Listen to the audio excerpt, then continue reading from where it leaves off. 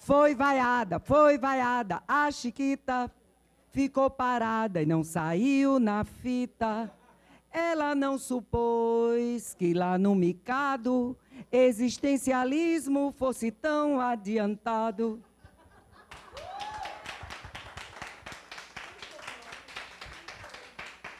Grande professor Fred Góes, agora nosso parceiro. Ele está em casa também. E, bem, a aula, eu nem vou falar o que é que vai ser uma surpresa a cada palavra. Vocês vão ver, maravilhoso.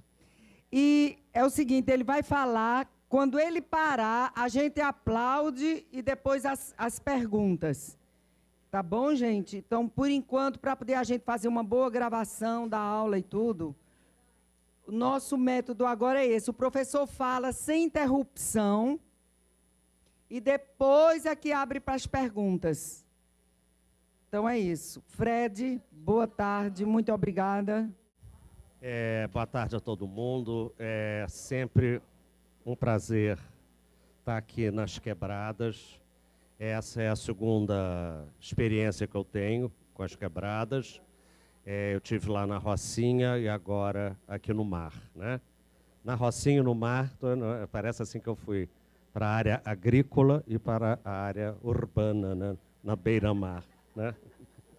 Então tá tudo certo. Missão de 1816 com Dom João VI, e que foi uma missão, foi uma delegação, uma missão de artistas franceses que fugiam, como a família real, de Napoleão, e que veio para o Brasil numa ideia de artes e ofícios. Eles não vieram só para decorar, para construir prédio, mas eles vieram para ensinar aos nossos artistas técnicas, né?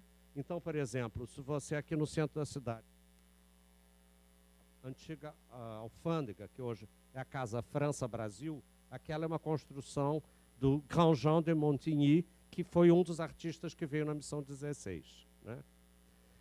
O Debré, se não fosse esse sujeito, a gente não teria imagens do princípio do século XIX do Brasil. O Debré essa é a primeira imagem que a gente tem das manifestações carnavalescas. Isso aqui não era carnaval ainda. Isso era entrudo. Tá? Eu vou falar disso. E o Debré era um artista que ia para a rua. Isso é que é interessante na produção do Debré. Né? Ele era um artista que ia para a rua e ele montava essas cenas. Isso daqui, ele não flagrou isso. Ele não era fotógrafo, ele era pintor, era desenhista. Então, ele pegava essa criatura, ou essas duas criaturas, né? Depois ele pegava essa criatura, ou essa criança que ele viu, né? E vocês veem o que era, então, o entrudo. O entrudo era uma festa onde se jogavam na rua bolinhas que se chamavam limões de cheiro, né? Usava-se farinha, vocês veem que estão passando farinha no rosto, né, dessa mulher negra, né? E usavam essas seringas de Flandres, de metal, né, onde se jogavam águas. Naturalmente que havia também pessoas que jogavam de cima das janelas águas fétidas. Não eram sempre águas cheirosas, né, limões de cheiro, mas dependendo, podia ser cheiro bom ou cheiro ruim. Isso era uma festa eminentemente de escravo, na medida em que não havia branco na rua, né? Homem havia, mulher jamais. Né? Tem uma coisa muito interessante que flagra esse momento, estou de costas para vocês, com muita clareza, que é o fato de, por exemplo, ele depois virou um pintor muito importante, impressionista francês do século XIX, que era o Manet. Ele, quando garoto, ele estava embarcado no Rio de Janeiro e ele escreve cartas para a mãe, e uma das coisas que ele diz é o seguinte: não se vêem mulheres nas ruas. As mulheres ficavam atrás das sacadas, né? Mas quando chegava no carnaval, elas abriam a janela e jogavam coisa em todo mundo. E não havia só o intrudo de escravo, de gente do popular. havia também um intrudo doméstico, que era feito dentro das casas. Vamos dizer o seguinte, essa forma de festa, vocês estão me ouvindo aí também? Porque eu baixei o tom. Essa forma de festa foi trazida para o Brasil pelos degredados, né? Porque a gente também pensa, foram os portugueses que trouxeram. Não foi aquela coisa, menina, vamos ao Vira, que o Vira aqui é coisa boa. Isso tudo é coisa de degredado, tá? Eram os degredados da Ilha da Madeira, da Ilha do Açores, do Cabo Verde, né? Que eram os portugueses que não queriam em território português, né? E que vieram colonizar o Brasil. Então, essa festa vem com os degredados. Pode mudar. Então, aqui você vê uma outra cena, né, do sujeito ali jogando com a seringa, não é? Aqui a gente já tem um fantasiado, e ali você tem as pessoas das casas jogando das sacadas águas no povo, né? As vítimas ideais para o intrudo, porque também tem isso, né? Quer dizer, não era qualquer um que era a vítima ideal. Eram os estrangeiros e as pessoas da aristocracia, especialmente os sujeitos que usavam cartola, porque cartola era um chapéu de bacana, né? Então você pode passar. E aqui tem um estropiado do intrudo, tá? A imagem de um sujeito que o chapéu está todo arrebentado, a roupa toda arrebentada, ele com uma faixa na cabeça, a roupa toda rasgada, o guarda-chuva também arrebentado, mostrando isso. E o texto diz assim: um dos grandes prazeres do filial brasileiro do século XIX era atacar os símbolos do poder.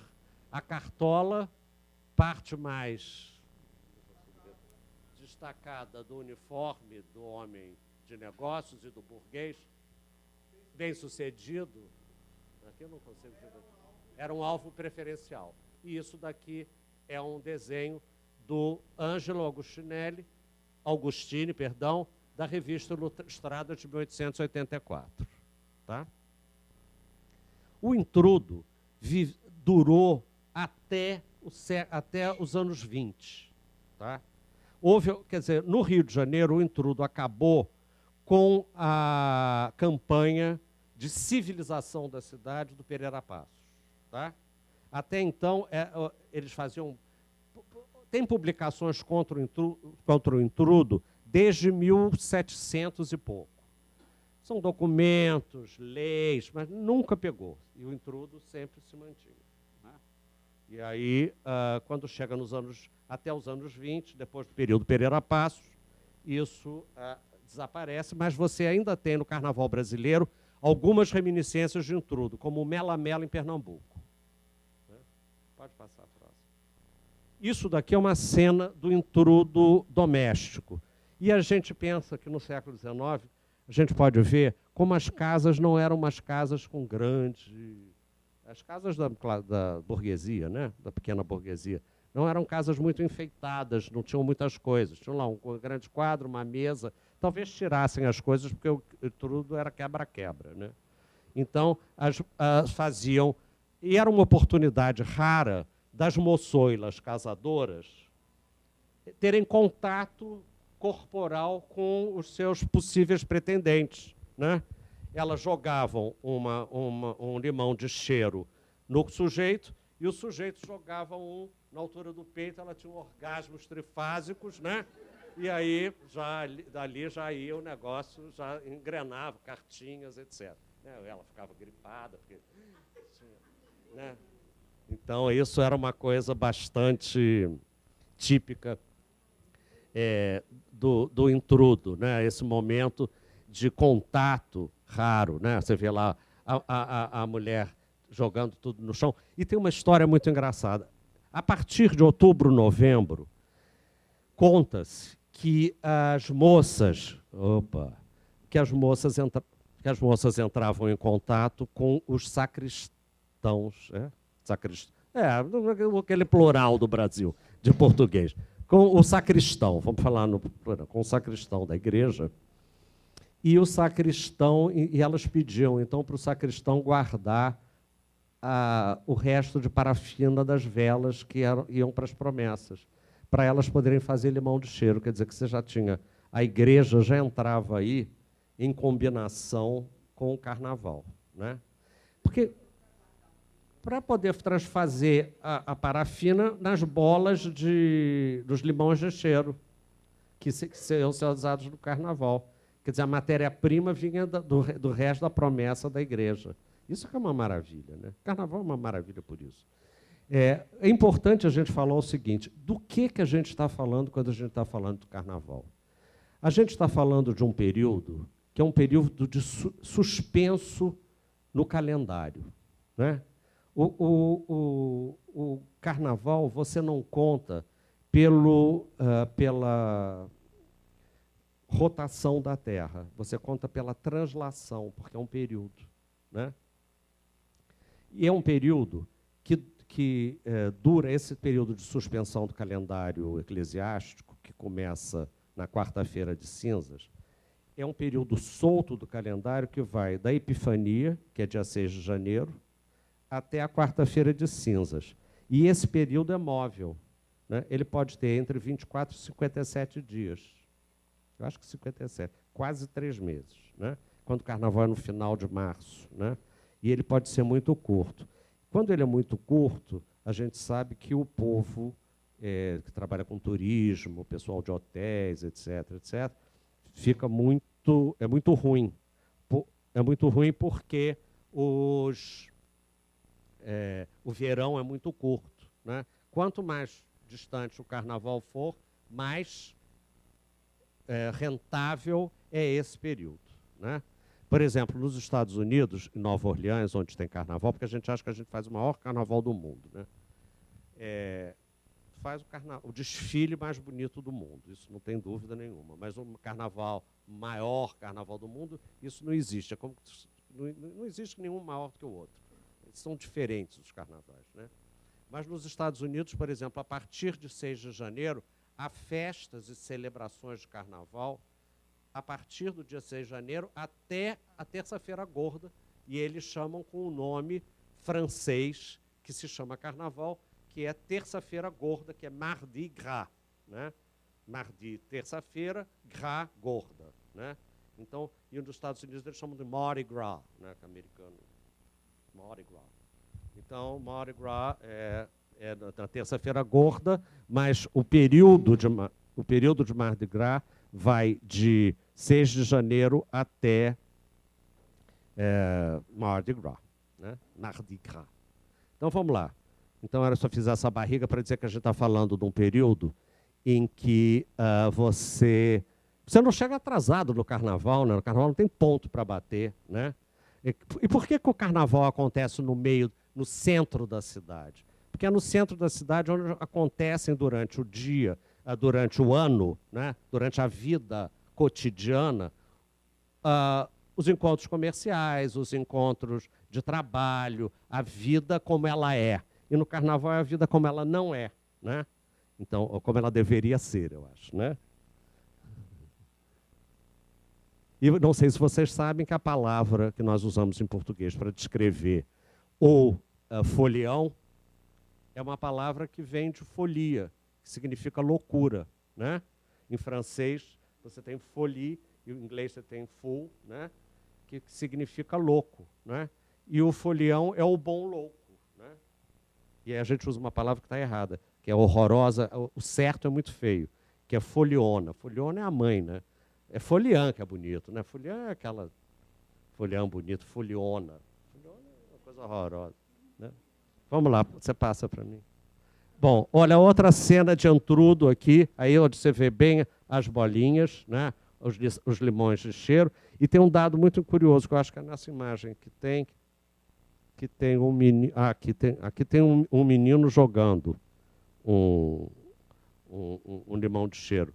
Mas aos escravos era permitido oferecer os limões de cheiro, mas não podiam jogar. Não, é que a escrava está carregando o negócio, mas ela não estava, porque a vontade dela era jogar isso na cara da sinhá, certamente. Bom, vamos lá. Bom, Então, o carnaval que a gente conhece, o que a gente chama de carnaval, é uma festa que vem... o desfile, por exemplo, de rua, vem de uma forma que se chama triunfo real, porque durante um determinado período de festividades reais, né, na Europa, você via aquele desfile daqueles carros, cada carro representava uma determinada coisa e um dos carros levava os retratos dos reis. Essa daqui é um carnaval francês, um carnaval em Paris, né, que foi a fonte do carnaval civilizado da América. O intrudo foi combatido porque era considerada uma expressão selvagem. Era uma expressão que tinha grande sucesso entre os escravos. Era uma expressão de rua, né? Vocês estão vendo que até agora eu não falei de música. Música não há no carnaval, tá? Até aqui. Então, o que a gente vai tomar como referência é esse carnaval cujo ápice, que o máximo desse carnaval foi em 1840 na Europa, especialmente na França e em Nice, onde ainda há um negócio que chamam Festa das Flores. Eu tenho uma história pessoal muito curiosa, que eu, em 1800 é ótimo, né? Mas é me trair, quase. Em 1980 e pouco, 86, eu acho. Foi 85, 86. Eu levei o trio elétrico para a Europa. Se arrependimento matasse, eu não estava aqui agora. E aquela coisa do Dodô e Osmar, aquela coisa alta pra cacete. Aí a gente foi fazer a Fête de Fleurs, lá em Nice. Na hora que o trio elétrico começou a tocar, acabou tudo. As pessoas fechavam a janela com medo que as janelas fossem quebrar. E quem estava na rua ficou louco, né? Porque as pessoas saíam atrás do trio elétrico, acabou com a festa toda, né? Mas porque lá é tudo muito calmo, né? E isso daqui era uma expressão do carnaval. Você já vê que você tem o chapéu alongado, né? E você tem, não sei se nessa imagem tem um índio por aí, não, né? Eu acho que eu cortei o índio. Mas tinha o bom selvagem, era uma das fantasias recorrentes no carnaval europeu. Então isso era a fonte de inspiração, para vocês terem uma ideia do que era isso. Você pode passar para mim, por favor? Isso. Bom, quando eu disse para vocês que o carnaval, o ápice do carnaval, né, e vocês veem como é que a gente reproduz. Isso daqui é uma festa, isso daqui é um baile de carnaval na Ópera de Paris, né, que era uma festa, a fantasia, as pessoas fantasiadas, e lá se tocava, aí já na Europa, existia uma música que se chamava Galope Infernal, que era um maestro, que agora não me lembro o nome, sei que começa com M, tocava aquilo e as pessoas iam enlouquecendo, enlouquecendo, enlouquecendo, as mulheres começavam a levantar as pernas, com aquelas roupas altas, levantavam as pernas, certamente a higiene não era lá muito grande, ou l'odeur, como se diz em francês, não devia ser lá um dos melhores, mas não importa, era uma festa muito animada e era animada por esse galope. Você pode passar para mim? E aqui está o maestro, e aí vocês podem ver a cena das pessoas dançando enlouquecidas na plateia da Ópera de Paris. Em que redundou essa dança do galope no carnaval? Pode passar. Cancan. As mulheres levantavam as pernas, ficavam loucas, e isso acabaram profissionalizando a dança, e a dança virou uma marca da França da segunda metade, especialmente de Paris, da segunda metade do século XIX, né? E que você tem inúmeras ilustrações desse tipo de dança no Folies Bergère, no Moulin Rouge, né? Com desenhos do Toulouse-Lautrec, que foi o grande mestre dos cartazes, né? Desse tipo de apresentação. Você pode passar? Bom, aqui a gente vê, então, foi isso que a gente incorporou, na verdade, é isso que a gente vai chamar de carnaval. O que eu quero dizer é o seguinte, e a nossa contribuição foi nenhuma? Foi toda, mas a inspiração não é da Europa dessa coisa lá francesa, né? Quando chega em 1907, aqui no Rio de Janeiro, era muito moda na Europa essa coisa do desfile do corso. Desfilavam com os carros enfeitados com flores, etc. Esses desfiles, a primeira notícia que a gente tem dos desfiles é numa crônica de José de Alencar, de 1855, não é? Porque o José de Alencar fazia parte de um grupo, de uma grande sociedade, que se chamavam os préstitos, ou as grandes sociedades, e ele fazia parte de uma grande sociedade que se chamava Congresso das... Congresso... É muito engraçado o nome. Das eminências carnavalescas, né? E eles saíam em desfile para ir para o baile do Teatro São Pedro, e todos fantasiados, já no sentido não se joga mais água de cheiro ou águas fétidas, já não se joga mais pó de mico, já não se joga mais todas essas coisas, mas sim flores para o público. E os carros vão sendo enfeitados, vocês veem isso aqui. E eu falei de 1907, porque você vê como é que o Brasil não muda. A primeira vez que saiu um corso, o primeiro carro que saiu fazendo o corso, foi o carro da Presidência da República. Era o Nilo Peçanha, que era o presidente, e as filhas dele resolveram dar uma pinta na rua com o carro, com a gasolina paga lá pelos tataravós da gente, né? E a gente continua pagando. Bom, mas então, você bota outra imagem, aí você vê o carro decorado com flores, né? E por que acabou o corso? Qual é a razão que vocês acham que acabou o corso? Ela falou com toda razão. É porque os carros passam a ter capota. Aí não faz mais sentido você fazer corso pela janela, né? Então, o corso perdendo a capota, não tem mais sentido você desfilar nos carros, que a graça era desfilar em carros abertos, né? Bom, isso daqui é o convite do primeiro baile à moda europeia, um baile à fantasia. Ainda não era um baile de carnaval. Isso é feito no Hotel Itália, que ficava ali na Rua Senhor dos Passos, né? Perto da Praça Tiradentes, e o Hotel Itália, Largo do Rossio, está vendo? E esse convite chamava para esse baile, que era um baile onde era servido comida, enfim, um baile. Só a diferença de um baile comum é que era fantasia. E a música que tocava nisso? Eram polcas, eram modinhas. O carnaval ainda não tinha música. A música de carnaval, e que faz com que nós tenhamos essa festa tão fixada na nossa cultura, só vai se fixar a partir dos anos 20, 30. Não que não houvesse as músicas na rua antes disso, havia. Mas na década de 10, na década de 20, a música que se cantava no carnaval era a música que vinha do Teatro Revista. Era a música que era cantada quer dizer, eram os grandes sucessos do Teatro Revista, ou críticas feitas especialmente para alguma coisa, um fato muito importante que tivesse acontecido naquele ano. Por exemplo, em 1909, um dos grandes sucessos foi uma música que criticava a vacina, né? A vacinação contra a febre amarela, né? E era também contra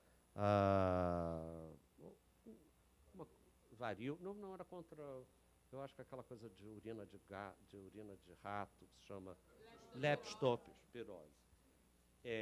Tanto que a música diz rato, rato, rato, por que motivo tu roeste o meu baú, né? Então essa é uma música que foi um sucesso do carnaval desse ano. Mas a música de carnaval só vai se fixar nos anos 30, tá? Mesmo, porque aí é o grande sucesso das marchinhas. Alguém tem ideia de quando é Mamãe Eu Quero, por exemplo? 1937. Quer dizer, você vê, a gente canta hoje nos blocos aí que saem cantando Mamãe Eu Quero, como se tivesse sido composta na véspera, né? Não, no final da década, é isso que eu estou dizendo. Mas aí também a gente, eu estou dizendo, não que não houvesse. O que se fixa, e o que fixa a música de carnaval é uma coisa que se chama rádio, que ele se torna popular a partir dos anos 30. O rádio é fundado no Brasil em 1922, mas é o rádio que faz com que a música de carnaval se fixe.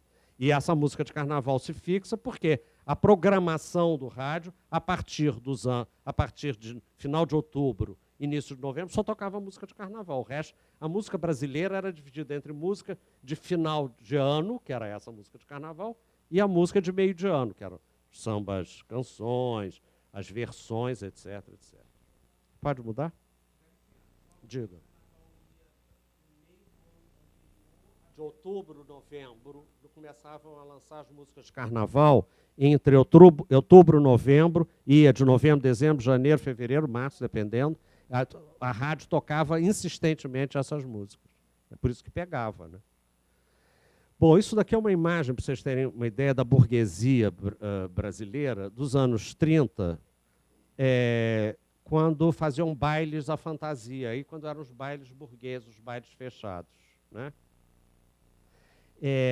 Quando você vai ler, né, especialmente as crônicas, que são o que falam da vida cotidiana e que os escritores que militavam nos jornais são obrigados a escrever sobre carnaval, né, quer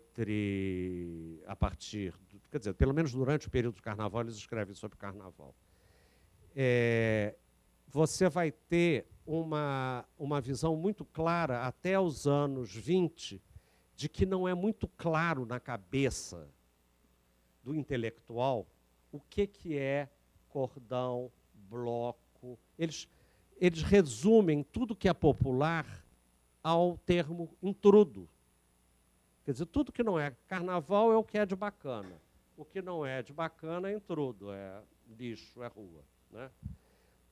Ao contrário, no entanto, existe um sujeito que se chama João do Rio, que no início do século é o primeiro escritor, o primeiro cronista, que vai falar de dentro de um bloco, num conto que se chama Cordões. Ele fala de dentro, ele não fala da sacada, como o resto todo da rapaziada fazia. Ele fala de dentro, ele fala dos cheiros, ele fala dos toques. E João do Rio escreveu O Bebê de Tarlatana Rosa, que é um clássico da literatura carnavalesca brasileira, né?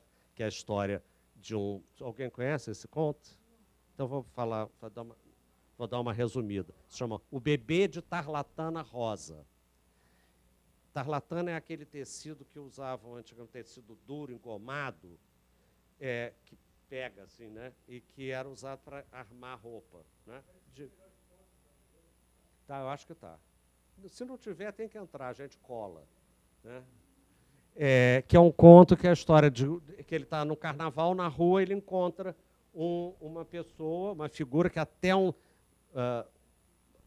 determinado momento do conto, durante um longo período, a gente não sabe se é um homem, se é uma mulher, é um bebê de Tarlatana Rosa, que tem um nariz de tarlatana, um nariz falso.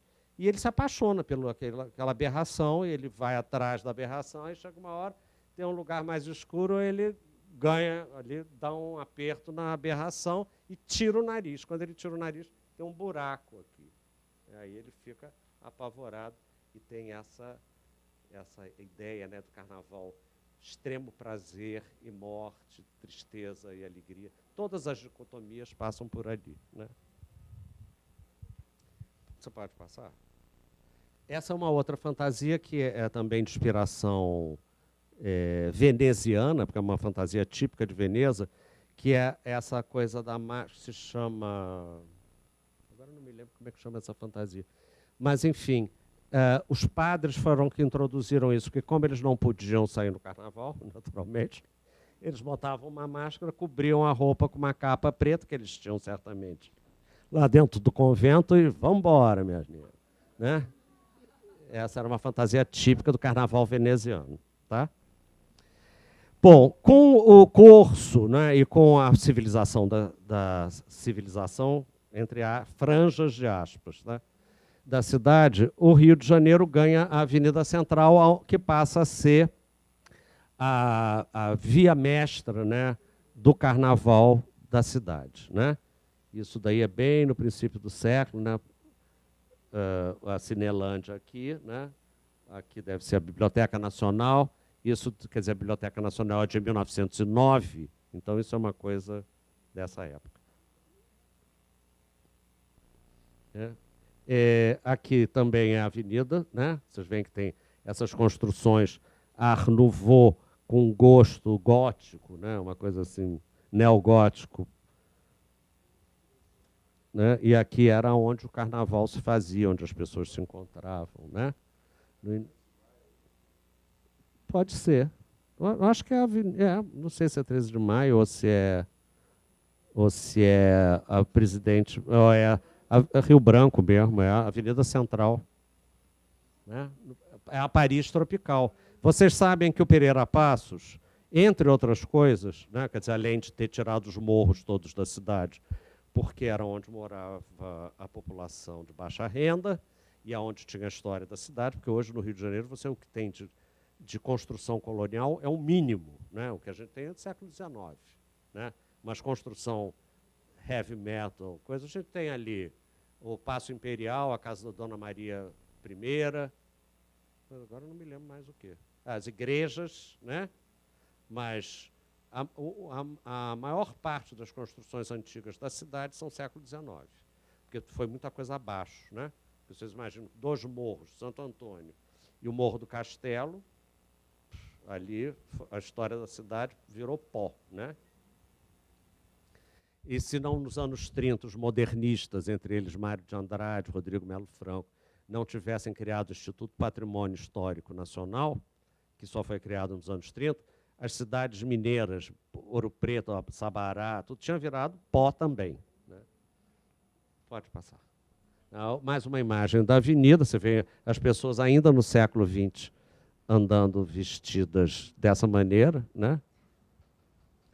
O calor desgraçado. Aqui 2, mas com os homens, né? E elas no meio. Com certeza. Pode mudar. E aqui você vê que é uma imagem, né, quer dizer, como essa ideia do carnaval matando o intrudo. Quer dizer, a campanha era uma campanha heavy, uma campanha forte, para que isso acabasse logo, e o carnaval fantasiado de coringa, né, fantasiado de folia, prevalecesse. Né? Essa daqui já é uma imagem do carnaval de rua, né? Do carnaval do bloco, do Zé Pereira. Pois não. Então, assim, na verdade, o carnaval do intrudo seria o que hoje é o bloco do surdo, que se mantém ainda na memória. Né? Dos blocos em geral, né? Quer dizer, o intrudo só o que diferencia o bloco do carnaval de hoje é porque hoje a gente brinca na rua, né? Você pula carnaval. E no intrudo você jogava, não tinha música, você jogava coisas um no outro. Mas só que Clóvis já é uma outra história. Mas tem isso, mas aí são gangues, né? E aí, e tem guerra mesmo, né? Mas houve uma época que não era assim. Tem um documentário. Tem um documentário muito interessante sobre Clóvis, quem quiser ver, que é do Marcos Faustini, que ele fez um documentário muito importante sobre o Clóvis, que ele mostra a diferença entre os Clóvis de Sombrinha e os Clóvis de Bexiga, e fica muito claro. E a diferença, o que é bacana dos Clóvis do contemporâneo, é que a referência dos Clóvis musical não é o samba, é o funk. O que une o povo do Clóvis é o funk, a música que é a música do contemporâneo. Então, isso é bem legal. Fred, mas isso só começa a acontecer esse fenômeno a dos anos 90, exatamente. Porque antes dos anos 90 não era assim, não era o funk. Claro, não tinha, né? Até mesmo a guerra do... Das som... Até já existia. Existia, mas não tinha a força que tinha. No subúrbio já tinha, porque o funk no subúrbio é da década de 80. Tenta, é. Comecei a rimar, com esses caras todos, o Cidinho Cambalhota. Então já tinha essa força. O funk no subúrbio já tinha essa força. Agora, na década de 80, tinha realmente as coisas de carnaval, de marchinha, né? No subúrbio, com escolas. Nos anos 90, onde se reestruturou o narcotráfico, aí que se mudou tudo. Mas aí, quer dizer, o documento dele é a partir desse momento, né? Então, o que você vê que é interessante é que, por exemplo, você tem em primeiro plano uma fantasia que era muito recorrente, que é a fantasia de velho. Velho era o cabeçudo, né? Era uma cabeça de armação enorme e que ficava desproporcional para o corpo. E o brincante fazia todas as misuras e todas as brincadeiras e toda a dança que remetesse à corte. Você tinha a fantasia de burro, que é uma fantasia que desaparece, né? Isso aqui era muito uma crítica ao que se fazia com as crianças na escola, né? Porque a criança, quando desobedecia, etc., na escola era muito comum botar umas coisas de burro, ajoelhar. Adoraria ser professor desse tempo. Mentira, eu estou brincando, tá, gente? E tinha uma série de outros. Olha, você vê aqui, tem o jacaré, né? E o que é curioso, e uma coisa que era muito recorrente nesse momento, eram fantasias ligadas ao universo da morte. O morcego, a morte. Por que se chamava a morte? Era tão comum a fantasia de morte na rua. Uma caveira com a foice, ela podia ter várias expressões, né? Mas você chamava a morte para brincar com ela, você embebedava a morte, que ela te esquecia, pelo menos no período de carnaval. E ela vai aparecer em vários carnavais, vocês vão ver aqui, ela vai aparecer em vários carnavais latinos, né? Das festas religiosas, mas o carnaval é uma concessão da festa religiosa. Se você pegar, por exemplo, o romance Memórias de um Sargento de Milícias, como é que é o nome dele? Manuel? Eu sempre confundo com Macedo. Antônio Manuel de Almeida. Ele vai ter um momento que ele vai dizer que na procissão, porque nas procissões, sobretudo Nossa Senhora do Rosário, tinha uma fila de baianas, que elas dançavam com as suas... faziam a sua dança lá ao seu jeito, que deviam chamar um axézinho básico, né? Então, você vê que a coisa a relação da religião, foi muito bom você ter puxado isso, da religião com o carnaval, ela aparece em milhares de vezes. Por exemplo, o rancho era uma expressão religiosa, natalina, né? Foi no princípio do século XX que um baiano que se chamava, que era rival de Tiaciata, que se chamava Juvelino, ele pega o Fancho, hein? Não, Juvelino. Eu acho que é o nome dele, é Juvelino, mas tem um nome, agora não me lembro o nome dele direito. Era da Praça Mauá. E o que é que eles fazem? Eles pegam aquele rancho e botam no carnaval. Ele simplesmente, com esse deslocamento, ele dessignifica o rancho natalino, né? E aí você vai ver o quê? Que as pastoras do rancho vão ser as pastoras no rancho carnavalesco, né? Que vão virar as passistas da escola de samba, né?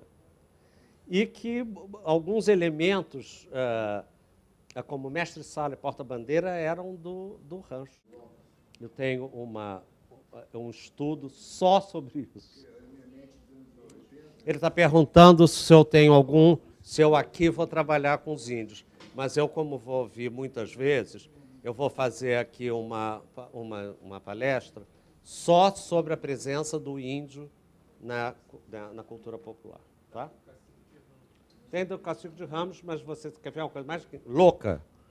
Na Bahia, nos anos 80, você tinha uns blocos que se chamava, que era Apachos do Tororó, que é uma memória, quando você fala Apachos do Tororó, as pessoas se enfiam debaixo da mesa até hoje, porque eles chegavam quebrando tudo.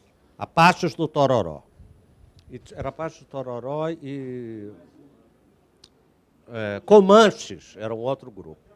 Não existe, mas agora são doces, mas nos anos 80 não o eram. E os Apachos do Tororó e os Comanches, eles surgem no Carnaval da mesma forma que os Mardi Gras Indians aparecem no Carnaval de Nova Orleans.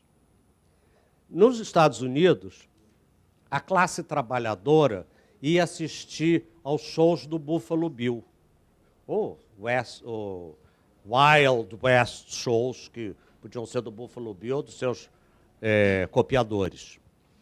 E o que acontecia no show do Buffalo Bill? Quem guerreava com os brancos eram os índios, e muitas vezes, e muitos dos índios eram negros.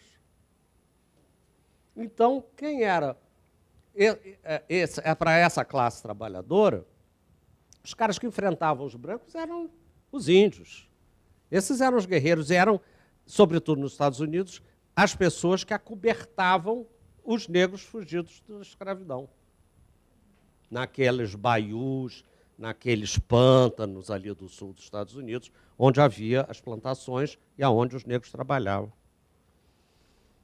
E aqui, na periferia da Bahia, estou chamando a cidade da Bahia como os baianos chamam, né? Bahia para eles é Salvador. Eles assistiam os filmes de Bang Bang e viam a mesma cena. E a mesma cena se repete.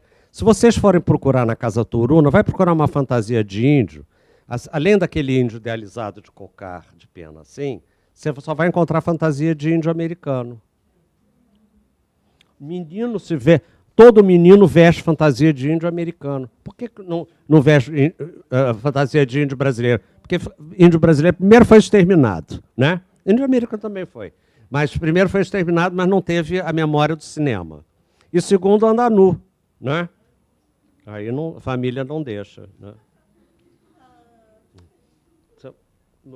Isso daqui é uma coisa bacana, porque são desenhos de 1924, do Raul Pederneiras, e que, se você ler ali em cima, tem escrito Carnaval de Outrora. Então, ele dá para a gente uma chave do que eram as fantasias do intrudo. E aqui você tem o índio, é esse índio solitário, que eu ainda vi menino pela Cinelândia, com o bicho empalhado, essa coisa, mas que é um índio completamente idealizado, é um índio que você vai ver em fantasias na Europa, no século XIX, que é o bom selvagem. Marinheiro e tal. Pai João, que a gente ouve muito, né? Você dança com ele, diz que é sem compromisso. Não vou acabar com isso, não sou nenhum Pai João. Né? A morte, aqui, a caveira, né? Morcego, né? Zé Pereira. O dominó, aquela fantasia da máscara que eu falei que era de Veneza, se chama dominó. Por isso que existe o rosto do Zé Pereira?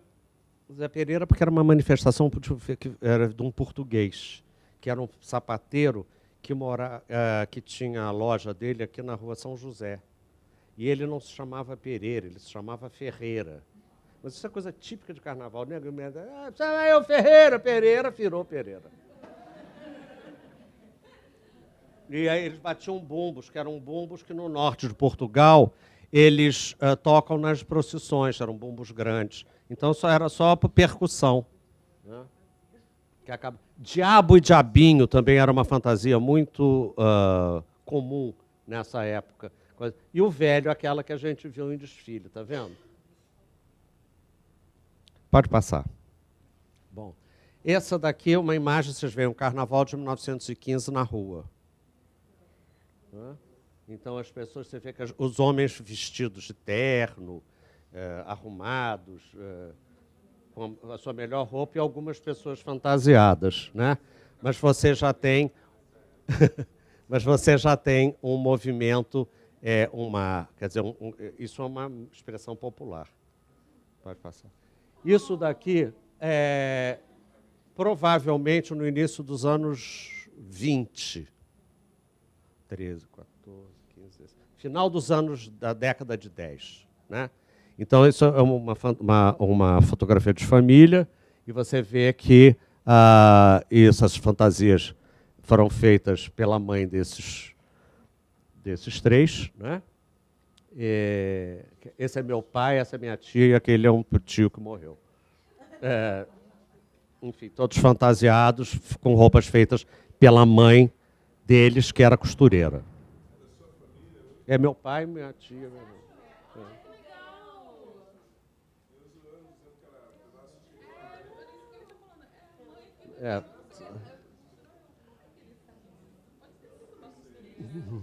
Vamos lá.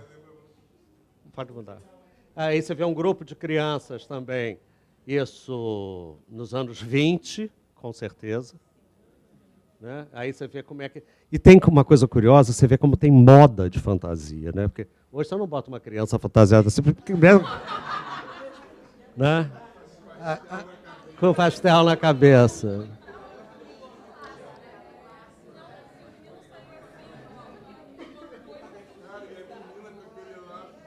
Não, e as caras das crianças são de época, muito engraçado isso. Olha esse aqui, ó, esse é deslumbrado com a fotografia. Né? Esse também é, essa aqui é minha mãe. Que hoje tem 91 anos. Vamos lá. Bom, lembra. O pior é que ela tem memória muito melhor do que a minha. Né? Então, a gente vai ver agora algumas marcas da influência francesa, quer dizer, vocês viram que a gente readaptou muito isso, mas a gente, como essas marcas aparecem, a gente não se dá conta. Pode mostrar lá. Né? Isso daqui é um carro, é um float, como eles chamam nos Estados Unidos, né? Que é um carro de Nova Orleans do Mardi Gras. Né? E essas são as cores do Mardi Gras, né? Que são hoje as cores da cidade de Nova Orleans. Né? Agora, vocês observem que aqui as pessoas vão, especialmente homens, as mulheres não saem nos carros. Existe uma crew, uma escola só de mulheres, mas é predominantemente de homens. E numa sociedade onde tudo se compra, nada se dá, no carnaval oferecem colares para as pessoas. Então, as pessoas ficam... A brincadeira é pegar essas coisas que se recebe dos carros. Um carro de escola de samba, matando a pau, né? Pode passar. E isso daqui é uma brincadeira com a morte. Olha o tamanho do folião. Olha, esse daqui é o sujeito que está carregando essa alegoria, que é móvel, né? E que isso é a espetacularização da morte, né? No carnaval de Barranquilha, que é o carnaval na Colômbia, e que, ao contrário do nosso, é um carnaval que faz parte do patrimônio da humanidade. É incrível que o carnaval brasileiro... A gente tem o samba, faz parte é patrimônio, mas o nosso carnaval não. Pode passar. Num búzio, sabe? Não tem voz, é só esse o risco.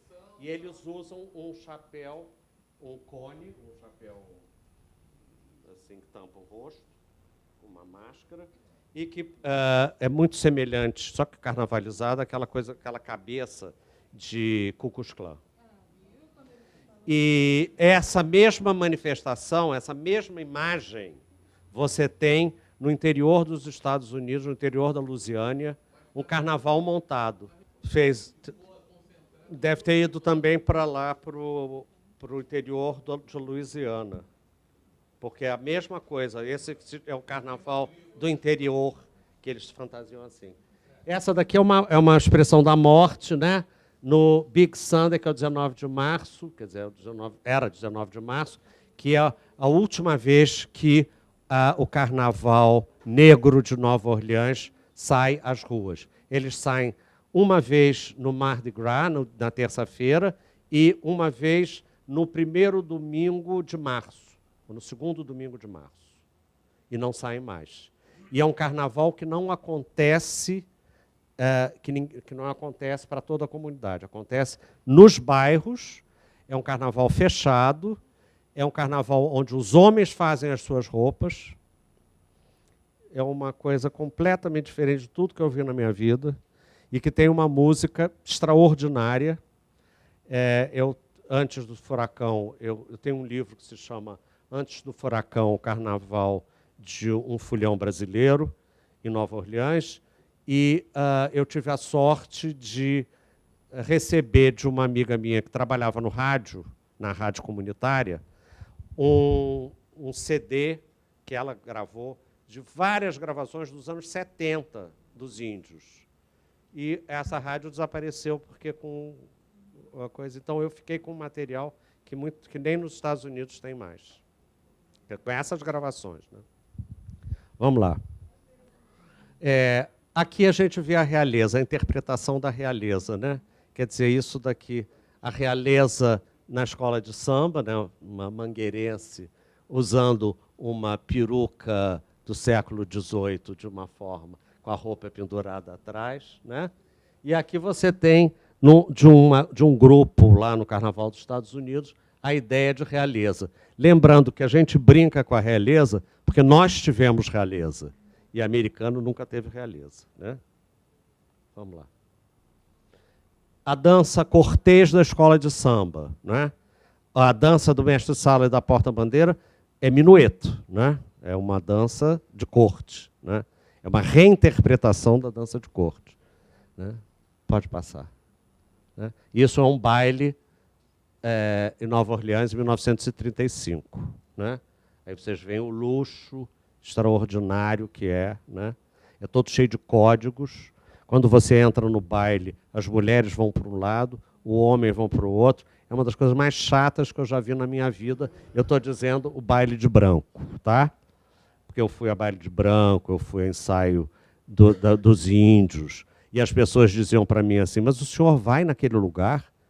Aquilo é outra cultura. Eu disse, mas eu sou daquela cultura, eu não sou dessa cultura. Então, aí, sempre fui muito bem recebido. E a coisa mais que me impressionou nesses bailes, que além dos homens ficarem separados das mulheres, foi que você entrava no baile, quando começava o baile, era uma música maravilhosa, assim, extraordinária, e você não via a orquestra. Isso não é possível como um baile desse, todo mundo de casaca, as mulheres cheias de baile, não vai ter orquestra? Aí eu, curioso, quando eu olhei a orquestra extraordinária, só com luz de pauta. Por quê? Porque a maioria dos músicos eram negros. Isso era 2003, 2004. Os nobres do som, né, a nobreza do som, né, quer dizer, você vê que sempre... E isso eu quero falar para você, eu estou trazendo essa reminiscência, que hoje, cada vez menos, a gente vê a escola de samba usando roupa nobre, né? Mas esse rompimento só vai acontecer em 1960 com um sujeito chamado Fernando Pamplona. Quando Fernando Pamplona propõe a trilogia de enredos em cima da cultura negra, né, que é Chica da Silva, não é nessa ordem, mas é Chica da Silva, Chico Rei e Zumbi dos Palmares. A primeira vez, quando ele faz a primeira reunião com a comunidade, as pessoas dizem, mas isso é cultura? Né? Reagiram muito a não ter veludo, a não ter brocado, a não ter peruca de Luís, de França, porque achavam que não era uma referência cultural, né? Pensando que ainda contava essa história do Brasil vestido de rei, pirata ou marinheiro, né, como diria o outro, ainda que fosse, ainda que houvesse o decreto a partir dos anos 30, que não é um decreto, não é uma lei, é uma recomendação. Mas uma recomendação feita por um ditador, né, foi no período do Getúlio Vargas, que sugere, já vinha sendo feito assim, as escolas de samba já vinham trabalhando com material histórico brasileiro. Mas ele sugere que, a partir de agora, seja só a partir... os temas alcancem as personalidades, os fatos históricos, etc. Né? E, enfim. Não, melhor do que ser... iogurte, ou então Silvio Santos, que eu já julguei um que era Silvio Santos. Já julguei coisas horrorosas. Enfim. Então, agora, eu vou... foi rápido, né? Mas a gente vai discutir mais um pouquinho. Eu queria dizer uma coisa para vocês, que eu, no ano que vem... É porque eu fiquei aflito de coisa que corri. No ano que vem, a música de carnaval, que eu e meu parceiro Moraes Moreira vamos lançar, eu vou cantar para vocês em inédito. Eu não sou cantor, não, tá, gente? Eu sou compositor, letrista, professor de literatura. Mas a letra diz assim, ó: eu sou de Baco, sou sem juízo, balacobaco, Dionísio, sou vendaval, eu varro tudo, e além de intrudo, carnaval. Na brincadeira eu me divirto e como, eu sou de Momo, a cara da folia. Lança perfume para que eu me embriague, sou o milagre da alegria. Lança perfume para que eu me embriague, sou o milagre da alegria. Obrigado.